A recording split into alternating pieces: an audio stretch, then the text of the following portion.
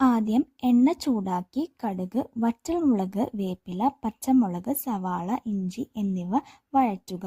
സവാള ബ്രൗൺ ആയി വരുമ്പോൾ മഞ്ഞൾപ്പൊടിയും മുളക് പൊടിയും ചേർത്ത് പച്ചമണം മാറുന്നത് വരെ വഴറ്റണം.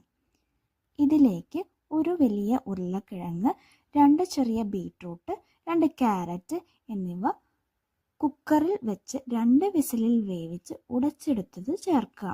അതിലേക്ക് ആവശ്യത്തിനുള്ള വെള്ളവും ഉപ്പും ചേർത്ത് വഴറ്റിയെടുത്ത നമ്മുടെ മസാല റെഡി. ഇനി ഒരു ദോശക്കല്ല് വെച്ച് ദോശക്കല്ല് ചൂടായി വരുമ്പോൾ മാവ് ഒഴിച്ച് കനം കുറച്ച് ദോശമാവ് പരത്തിയെടുക്കാം. അതിലേക്ക് ആവശ്യത്തിന് നെയ്യ് കൂടി ചേർത്ത് ചെറുതായി മൊരിഞ്ഞു വരുമ്പോൾ നമ്മുടെ മസാല ആഡ് ചെയ്ത് ദോശ മടക്കിയെടുത്താൽ നമ്മുടെ Indian coffee house style masala dosa ready.